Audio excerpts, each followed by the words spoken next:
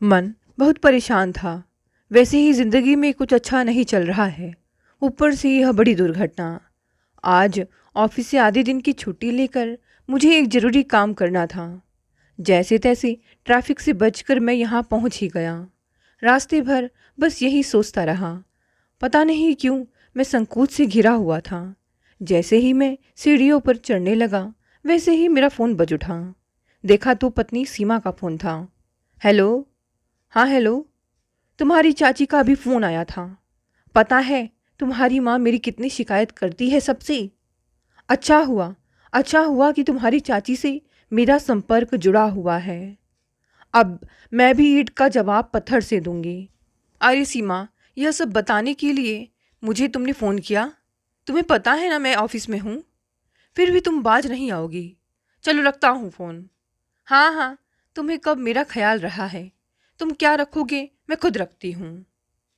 उफ़, ये चाची जी भी कम नहीं हैं।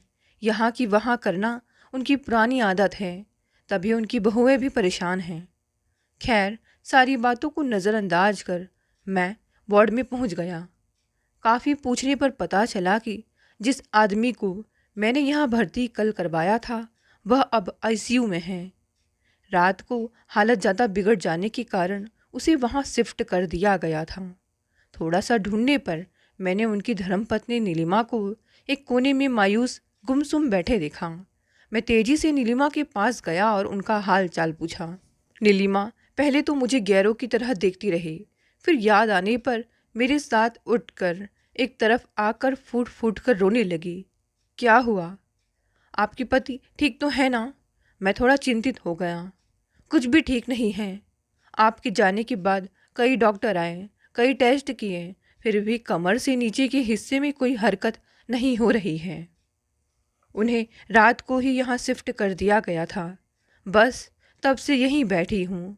समझ नहीं आ रहा है कि क्या करूँ। एकदम नया शहर और आते ही यह हादसा, कहकर वह सिसकने लगी।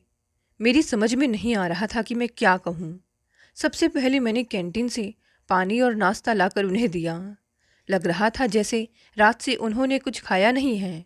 उनके पास ही उनकी बेटी बैठी हुई थी, जो थोड़ी थोड़ी देर में सहमे हुए माँ का हाथ पकड़ लेती थी। उनके पास कुछ दूर बैठकर मैं डॉक्टर से मिलने चला गया। डॉक्टर से पता चला कि उनको चोट आई है, जिसके कारण यह हादसा हुआ है। यह भी कह पाना मुश्किल है कि वह कब तक ठीक हो पाएंगे, और ठीक भी हो पाएंगे या नहीं। तो क्या यह उम्र भर यूं ही पड़े रहेंगे? मैंने बेचैनी से पूछा। अभी कुछ भी कहना संभव नहीं है, डॉक्टर बोला। कुछ स्पेशलिस्ट बुलाए गए हैं, शायद वे कुछ सलाह दे सके। तो आप उन्हें कब तक यहाँ रखेंगे? ज़्यादा से ज़्यादा 2-3 दिन, कहकर डॉक्टर वहाँ से चला गया। मुझे याद आने लगा, कल दोपहर को ऑफिस जाते समय अचानक स्पीड ब्रेकर सामने आ गया तो मुझे तेज़ी से ब्रेक लगाने पड़े, क्योंकि स्पीड ब्रेकर ठीक से नहीं बना था। इतने में देखा कि एक तेज गति से आती वैन उस स्पीड ब्रेकर से टकराई और चलाने वाला व्यक्ति उछलकर बाहर जा गिरा। वैन सामने पेड़ से टकरा गई। यह हादसा मुझसे कुछ ही दूरी पर हुआ था। मैंने वहां जाकर उस व्यक्ति को देखा, जो गंभीर अवस्था में एक तरफ पड़ा हुआ था। मैंने कुछ लोगों की सहायता से उसे एक रिक्शा में लेटाया और पास ही के एक हॉस्पिटल में ले गया। उस व्यक्ति के सिर पर गहरी चोट का निशान था। वहां मौजूद डॉक्टरों को मैंने पूरी घटना का विवरण दिया और उसे लिटा दिया। उसकी जेब से एक परिचय पत्र निकला, जिस पर उसके ऑफिस का पता और फ़ोन नंबर लिखा था। पता चला कि वह एक संस्थान में डिप्टी डायरेक्टर हैं और उसका नाम मनोज प्रकाश है। मैंने उस संस्थान से उनके घर का फ़ोन नंबर लिया और उनकी पत्नी नीलिमा को इस हादसे के बारे में बताया। थोड़ी ही देर में वह वहाँ आ गई। उनको सब कुछ बताने के बाद मैंने उनसे इजाज़त मांगी। वह मन भर कर बोली, मैं आपकी बहुत शुक्रगुजार हूँ कि आपने इन्हें यहाँ तक पहुँचा दिया, वरना आज के बिजी जीवन में कौन ऐसा करता है। अरे यह तो मेरा फ़र्ज था। बस ये ठीक हो जाए तो समझूंगा कि मेरा लाना सफल हुआ। अच्छा, एक उपकार और कर दीजिए प्लीज़, नीलिमा कहने लगी। इनकी गाड़ी किसी तरह घर पहुंचा दीजिए। जो भी खर्चा आएगा मैं दे दूंगी। ठीक है नीलिमा, अभी तो देखना होगा कि वह चलने लायक है या नहीं, कहकर मैंने अपने एक परिचित को वर्कशॉप में फ़ोन करके गाड़ी को वहाँ से निकालने का इंतज़ाम किया। एक्सपर्ट होने के नाते यह सब करवाना मैं अच्छी तरह जानता था। इस सारी प्रक्रिया से निपटकर मैं जब घर पहुंचा तो 8 बज चुके थे। सीमा ने दरवाज़ा खोलते ही अपने चीर परिचित स्वर में मुंह बनाकर कहा, तो आज क्या बहाना है देर से आने का? इतना सुनना था कि मेरा मन कसेला हो गया। उसका यह स्वभाव और व्यवहार नाक की तरह मुझे हर बार डस जाता। मेरे विवाह को 4 साल हो चुके थे और इन 4 सालों से मैंने कभी उसके मुंह से फूल झड़ते नहीं देखे। हमेशा किसी न किसी बात को लेकर वह ताने देती रहती थी। शुरुआत में मैंने बड़ी कोशिश की कि उसके पास बैठकर कोई प्यार की बात कर सकूं, मगर हर बात मायके से शुरू होकर मायके पर ही ख़त्म हो जाती। बातों को तुलना देने के लिए मैं हमेशा खामोश हो जाता और इस खामोशी का उसने भरपूर फ़ायदा उठाया। हद तो तब हो गई जब मेरी सास और साले ने मुझ पर सीमा को खुश रखने का दबाव बनाना शुरू कर दिया। उसे अच्छे कपड़े, जेवर और घुमाने फिराने, घर जल्दी लौटने का सिलसिलेवार क्रम भी उन्होंने ही तय कर दिया। मैं हर बात का जवाब देना जानता था, पर मर्यादाओं में रहकर, और वह अमर्यादित हो चुकी थी। घर घुसते ही मैंने कहा, यह बात तो तुम प्यार से भी पूछ सकती हो, पर मेरे किसी उत्तर से तुम संतुष्ट तो होगी नहीं, इसीलिए कोई बहाना नहीं बनाऊंगा। मैंने मेज पर अपना बैग रखते हुए बड़ी नरमी से कहा, 5 बजे तुम्हारा ऑफिस बंद हो जाता है और 7 बजे से पहले तुम कभी आते ही नहीं हो। सुबह भी 8 बजे चले जाते हो। तुमसे तो मज़दूर अच्छे होते हैं जिनका कोई समय तो होता है। तो फिर किसी मज़दूर से शादी कर लेती, वह तुम्हारे घर वालों के इशारे पर नाचता और समय पर भी आ जाता। सीमा, तुम्हें अच्छी तरह मेरे काम और व्यक्तिगत संपर्क के बारे में पता है। पता नहीं तुम्हारी कौन सी बात से प्रभावित होकर पापा ने शादी के लिए हाँ कर दी। आज इस घर में जो कुछ भी है पापा का दिया हुआ है, वरना तुम तो उनके सामने खड़े भी नहीं हो सकते। जानता हूँ सीमा, तभी तो तुम्हारी माँ से सारा दिन ताने और आदेश सुनने पड़ते हैं। सभी कुछ तो हमारे घर पर था, कमी किस बात की थी? तुम्ही ने जिद करके मुझे अलग कर दिया था। सुख सुविधाओं को जुटा लेने से भी कहीं गृहस्थी चलती है? पहले पति से नहीं बनी तो मेरे पल्ले बांध दिया और यह बात भी हमसे छिपा ली। तुमने अलग किया है तो घर गृहस्थी की सामान की व्यवस्था भी तुम ही करोगी। मैंने तो पहले ही कह दिया कि मेरे पास तो कुछ भी नहीं है, यही ना? कौन से माँ बाप अपनी बच्ची को ऐसी हालत में देख सकते हैं? तुम्हारे माँ बाप ने क्या किया? वह बात काट कर तेज आवाज में बोली, अच्छा, मेरे माता पिता के बारे में बोल रही हो तो सुनो। उन दोनों ने अपने बेटे की जुदाई का गम सहन किया है। कहते कहते मेरी आंखें भर आई और मैं बिना कोई बात किए दूसरे कमरे में चला गया। मेरा मौन हमेशा कह देता कि शादी की कीमत चुका रहा हूँ। हमारी रातें यूं ही करवटें बदलते निकल जाती और सुबह बिना किसी बात के मैंने मन ही मन यह फैसला किया कि टकराव की स्थिति पैदा ना होने देने के लिए कम से कम घर पर रहूं। एक दिन उत्सुकतावश मैंने मनोज को फ़ोन किया। पता चला कि उनकी हालत में कोई सुधार नहीं हुआ है। अब उन्हें एक प्राइवेट हॉस्पिटल में शिफ्ट कर दिया गया है, जहां पर ज़्यादा सुविधाएं थीं। देश के कई बड़े डॉक्टर उन्होंने अपनी जांच के लिए बुलवाए, पर कोई फ़ायदा नहीं हुआ। मैं उसी समय उनके हॉस्पिटल में पहुंचा। उनकी हालत देखकर मन कसैला सा हो उठा। उनकी कमर से नीचे का हिस्सा निष्क्रिय हो चुका था, थैली लगी हुई थी। उनकी पत्नी नीलिमा भी ऐसी स्थिति में नहीं थी कि उनसे कोई बात की जा सके। जिसे सारी उम्र पति की ऐसी हालत का सामना करना हो, भीतर बाहर के सारे काम उन्हें स्वयं करने हों, इन सब से बदतर पति को खींच कर उठाना, मलमूत्र साफ करना, सेव और ब्रश के लिए सब कुछ बिस्तर पर ही देना और गंदगी को साफ करना हो, उसकी हालत क्या होगी? मैं उनके पास जाकर बैठ गया। चेहरे पर गहन उदासी छाई हुई थी। मुझे देखते ही वह बोले, आप यदि उस दिन ना होते तो शायद मेरी ज़िंदगी भी बदतर हालत में होती। नहीं सर, मैं तो सामने से गुजर रहा था और मैंने जो कुछ भी किया बस मानवता के नाते किया। ऐसी ज़िंदगी भी किस काम की जो ताउम्र मोहताज बनकर काटनी पड़े। मैं तो अब किसी काम का ही नहीं रहा। कहते कहते वह रोने लगे तो उनकी पत्नी आकर उनके पास बैठ गई। माहौल को हल्का करने के लिए मैंने पूछा, आप लोगों के लिए चाय नाश्ता आदि ला दूं? नीलिमा पति की तरफ देखकर बोली, जब इन्होंने खाना ही नहीं खाया है तो मैं कैसे मुंह लगा सकती हूँ। ये दकियानुसी बातें छोड़ो, जो होना था वह हो चुका है। पी लो तुम, सुबह से कुछ खाया भी तो नहीं है। वह बोले, तो फिर मैं ला देता हूँ, कहकर मैं चला गया। उनके अलावा एक दो और भी व्यक्ति वहाँ बैठे थे। थोड़ी देर में जब मैं वहाँ चाय लेकर पहुँचा तो वे सब धीरे धीरे सुबुक रहे थे। मैंने थर्मस से सबके लिए चाय डाली और वितरित की। मैंने मनोज को चाय देते हुए कहा, आपको कोई परहेज तो बताया होगा? कुछ भी नहीं, आधे शरीर के अलावा सब कुछ ठीक है। बस इतना हल्का खाना खाना है कि पेट साफ रहे। फिर पत्नी की तरफ देखकर कहने लगे, इनको चाय के पैसे तो दे दो, पहले भी न जाने कितना। अरे क्यों शर्मिंदा करते हैं सर, यह कोई इतनी बड़ी रकम तो है नहीं। बातों बातों में मैंने अपना संक्षिप्त परिचय दिया और उन्होंने अपना। पता चला कि वह एक प्रतिष्ठित संस्थान में ऊंचे ओहदे पर हैं। कुछ माह पहले ही उनका तबादला इस शहर में हुआ था। अब क्या करेंगे आप? वापस घर जाएंगे? मैंने पूछा। मैं वापस जाकर किसी के तरस का पात्र नहीं बनना चाहता। रिश्तेदार, नातेदार और दोस्तों के पास रहने से तो अच्छा है कि यहीं पूरी ज़िंदगी काट दूं। नियमानुसार मैं विकलांग घोषित कर दिया जाऊंगा और सरकार मुझे नौकरी से रिटायर कर देगी। पर पेंशन तो मिलेगी ना? मैंने पूछा। वह तो मिलेगी ही। मैं तो नीलिमा से भी कह रहा था कि अब उसे कोई नौकरी कर लेनी चाहिए।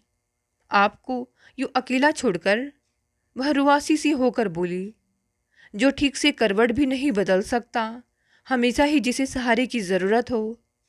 तो क्या तुम सारी उम्र मेरे पास बैठे बैठे गुजार दोगी? यहाँ रहोगी तो मुझे लाचार देखते देखते तुम परेशान होगी। कहीं काम पर जाने लगोगी तो मन बहल जाएगा, कहकर वह मेरी तरफ देखने लगे। मैं वहाँ से जाने को हुआ तो मनोज बोले, अच्छा आते रहिएगा, मेरा मन भी बहल जाएगा। दिन बीतते गए। इसी बीच मेरे संबंध अपनी पत्नी सीमा के साथ बद से बदतर होते चले गए। मैं लाख कोशिश करता कि उससे कोई बात ना करूं, पर उसे तो मेरी हर बात पर ऐतराज़ था। उसकी माँ की दखलंदाजी ने उसे और भी निर्भीक और बेबाक बना दिया था। मैं इतना सामर्थ्यवान भी नहीं था कि उसकी हर इच्छा पूरी कर सकूं। यह मेरा एक ऐसा दर्द था जो किसी से बांटा भी नहीं जा सकता था। एक दिन हमारे बड़े साहब अपने परिवार के साथ छुट्टियां मनाने जाना चाहते थे। उन्होंने मुझे बुलाकर पासपोर्ट बनवाने का काम सौंप दिया। मैंने एक एजेंट से बात की जो ऐसे काम करवाता था। उस एजेंट ने बताया कि यदि मैं किसी राजपत्रित अधिकारी से फॉर्म साइन करवा दूँ तो यह पासपोर्ट जल्दी बन सकता है। अचानक मुझे मनोज का ध्यान आया और मैं सारे फॉर्म लेकर उनके घर गया और अपनी समस्या रखी। मैं तो अब रिटायर हो चुका हूँ, इसलिए फॉर्म पर साइन नहीं कर सकता। उन्होंने अपनी मजबूरी जतला दी। सर, आप किसी को तो जानते होंगे, शायद आपका कोई कलीगिया। तब तक नीलिमा भीतर से आ गई और कहने लगी, मैं कुछ दिनों से आपको बहुत याद कर रही थी। मेरे पास आपका कोई नंबर तो था ही नहीं। दरअसल इनकी गाड़ी तो पूरी तरह से ख़राब हो चुकी है। यदि वह ठीक हो सके तो मैं भी गाड़ी चलाना सीख लूँ आखिर। अब सब काम तो मुझे ही करने पड़ेंगे ना। यदि आप किसी मैकेनिक से कहकर इनकी गाड़ी चलाने लायक बनवा सके तो मुझे बहुत खुशी होगी। क्या आपके पास गाड़ी के इंश्योरेंस पेपर हैं? मैंने पूछा तो उन्होंने सारे कागज़ मेरे सामने रख दिए। मैंने एक एक कर सबको ध्यान से देखा, फिर कहा, मैडम, इस गाड़ी का तो आपको क्लेम भी मिल सकता है। मैं आपको कुछ फॉर्म दे रहा हूँ, मनोज से इन पर सिग्नेचर करवा दीजिए। तब तक मैं गाड़ी को किसी वर्कशॉप में ले जाने का बंदोबस्त करता हूँ। इस दौरान मनोज पासपोर्ट की फॉर्म को ध्यान से देखते रहे। मेरी ओर देखकर वह बोले, वैसे यह फॉर्म अधूरा भरा हुआ है। पिछले पेज पर एक साइन बाकी है और इसके साथ पते का प्रूफ भी नहीं। किसने भरा है यह फॉर्म? सर, एक ट्रैवल एजेंट से भरवाया है। वह इन कामों में माहिर है। कोई फीस भी दी है? उन्होंने फॉर्म पर नज़र डालते हुए पूछा। 500 रुपये, और उसे भेजेगा भी वही। मैंने कहा। 500 रुपये? वह आश्चर्य से बोले। आप लोग पढ़े लिखे होकर भी एजेंटों के चक्कर में फंस जाते हैं। इसके तो केवल 50 रुपये स्पीड पोस्ट से खर्च होंगे। आपको क्या लगता है वह पासपोर्ट ऑफिस जाकर कुछ करेगा? इससे तो अच्छा मुझे 200 रुपये दो, मैं दिन में कई फॉर्म भर दूँ। मेरे दिमाग में यह आइडिया घर कर गया। यदि इस प्रकार के फॉर्म मनोज भर सके तो उनकी अतिरिक्त आय के साथ साथ बिजी रहने का बहाना भी मिल जाएगा। मैंने अपनी चुप्पी तोड़ते हुए कहा, मैं सोच रहा था यदि आप फॉर्म भरने का काम कर सके तो। इतना कहकर मैंने अपने मन की बात उन्हें समझाई। नीलिमा भी पास बैठी हुई थी। वह उछल कर बोली, यह तो काफ़ी ठीक रहेगा। इनका दिल भी लगा रहेगा और अतिरिक्त आय के स्रोत भी। इतना सुनना था कि मनोज अपनी पत्नी पर फट पड़े। तो क्या मैं इन कामों के लिए ही रह गया हूँ? एक अपाहिज व्यक्ति से तुम लोग यह काम कराओगे? मैं एकदम से सहम गया। पता नहीं कब कौन सी बात मनोज को चुभ जाए। आप अपने आप को अपाहिज क्यों समझ रहे हैं? ये ठीक ही तो कह रहे हैं। आप ही तो कहते थे कि घर बैठा परेशान हो जाता हूँ। जब आप स्वयं को बिजी रखेंगे तो सब कुछ ठीक हो जाएगा। फिर मेरी तरफ देखते हुए नीलिमा बोली, आप इनके लिए काम ढूंढिए। एक पढ़े लिखे अधिकारी के विचारों में और कलम में दम तो होता ही है। नीलिमा जैसे ही खामोश हुई, मैं वहाँ से उठ गया। मैं तो वहाँ से उठने का बहाना ढूंढ ही रहा था। वह मुझे गेट तक छोड़ने आई। हमारे बड़े साहब के परिवार के पासपोर्ट बनकर आ गए। वह मेरे इस काम से बहुत खुश हुए। उनके बच्चों की छुट्टियां नज़दीक आ रही थीं। उन्होंने मुझे वह पासपोर्ट देकर वीज़ा लगवाने के लिए कहा।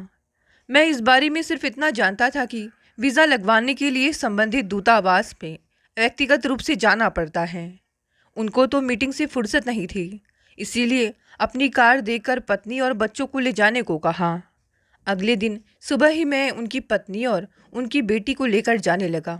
उसी समय मुझे अचानक याद आया कि उनकी फ़ोटो मैं घर से लाना भूल गया, जो कल रात ही मैंने बनवाई थी।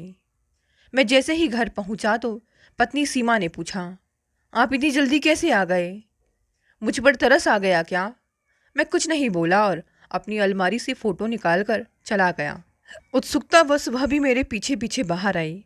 मेरे कार में बैठने से पहले ही पूछने लगी, कौन है यह औरत और इस समय इनके साथ कहाँ जा रहे हो? कार कहाँ से मिल गई? यह हमारे साहब की पत्नी है और पीछे उनकी बेटी बैठी है। मैं इनके ही काम से जा रहा हूँ। ऐसा तो मैंने कभी पहले सुना ही नहीं कि साहब अपनी खूबसूरत पत्नी और बेटी को कार सहित तुम्हारे साथ भेज दें। कहीं कुछ तो है। शक तो मुझे पहले से ही था। तुमने सोचा घर पर मैं नहीं होंगी तो यही रंगरलियाँ मना ली जाए, और अगर मिल गई तो साहब का बहाना बना देंगे। उनके सामने ऐसी बातें सुनकर मैं बेहद परेशान हो गया और शर्मिंदा भी। मैंने बहुत कोशिश की कि वह चुप हो जाए, पर उसे तो जैसे लड़ने का नया बहाना मिल गया था। साहब की पत्नी भी सीमा को लगातार समझाने का प्रयत्न करती रही। मुझे ऐसी बेइज्जती महसूस हुई कि मेरी आंखों में आंसू आ गए। मेरे लिए वहाँ खड़ा हो पाना अब बेहद मुश्किल हो गया।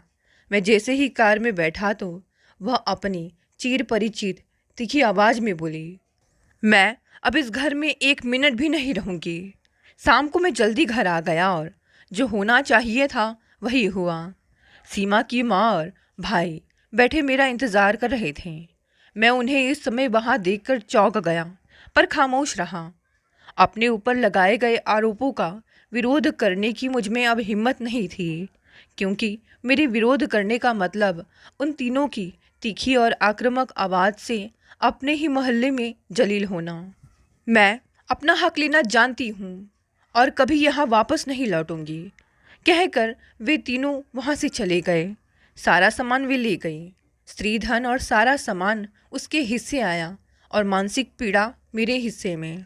अब मेरे लिए वहाँ रुकने का कोई प्रयोजन नहीं था। उसी शाम अपनी ज़रूरत भर की वस्तुओं को लेकर मैं अपने माता पिता के यहाँ आ गया। मुझे इस वेदना से उभरने में काफ़ी समय लग गया। इन्हीं दिनों 2-3 बार नीलिमा के फ़ोन आए थे, जो मैंने बिज़ी होने का बहाना बनाकर टाल दिए। अपने को बिज़ी रखने के लिए मैंने सबसे पहला काम मनोज का विज्ञापन स्थानीय अखबार में दे दिया। पासपोर्ट से लेकर सभी सुविधाओं का विवरण था। एजेंट होने के नाते मुझे दिन में 2 घंटे ही ऑफिस जाना होता था।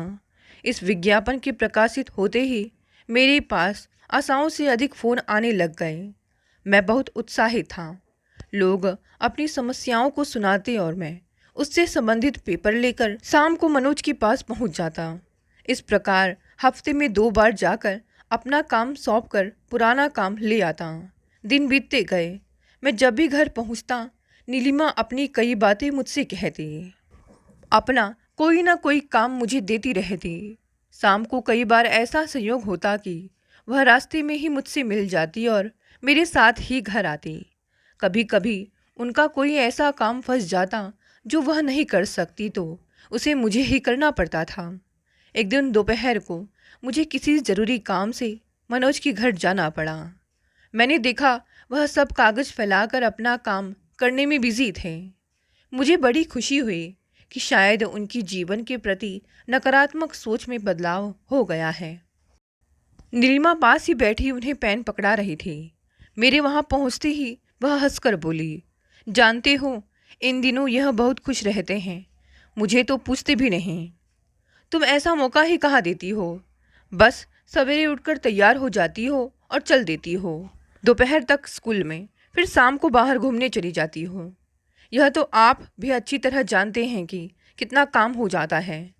मैं सब जानता हूँ कि तुम क्या करती हो। कहते कहते अपने सारे कागज़ एक तरफ रख कर मुझे घूरने लगे, जैसे भीतर उठी खींच को दबा लिया हो। वह जिन नज़रों से मुझे देख रहे थे, मुझे बड़ी बेचैनी महसूस होने लगी। मैंने विज्ञापन देने से पहले ही नीलिमा को पता और फ़ोन नंबर देने के लिए कहा था। नीलिमा भी अपनी जगह ठीक थी। कहने लगी कि घर पर आने वाले सभी व्यक्तियों को मनोज की हालत के बारे में पता चल जाएगा। घर पर मैं और बेटी ही रहती हैं तो कोई कुछ भी कर सकता है। मैं चुप रहा था। मैंने औपचारिकता निभाते हुए नया काम दिया और जाने लगा तो नीलिमा बोली, कहाँ तक जा रहे हैं आप? अब तो ऑफिस ही जाऊँगा, मैंने सरलता से कहा। क्या आप मुझे बीच रास्ते तक छोड़ देंगे? उन्होंने पूछा।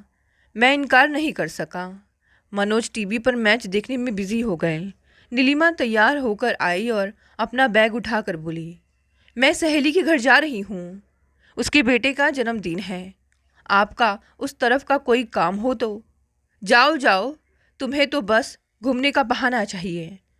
मैं घर पर पड़ा सड़ता रहूं, पर तुम्हें क्या फ़र्क पड़ता है? कहते कहते उनकी आवाज़ तेज और मुद्रा आक्रामक हो गई। तुम क्या समझती हो, मैं कुछ जानता नहीं हूँ? तुम्हें बाहर जाने की छूट क्या दी? तुमने तो उसका नाजायज़ फ़ायदा उठाना शुरू कर दिया। मुझे तुम्हारा इस तरह गैर मर्दों के साथ जाना एकदम अच्छा नहीं लगता। नीलिमा एकदम सहम गई। आंखों में आंसू भरकर चुपचाप भीतर चली गई।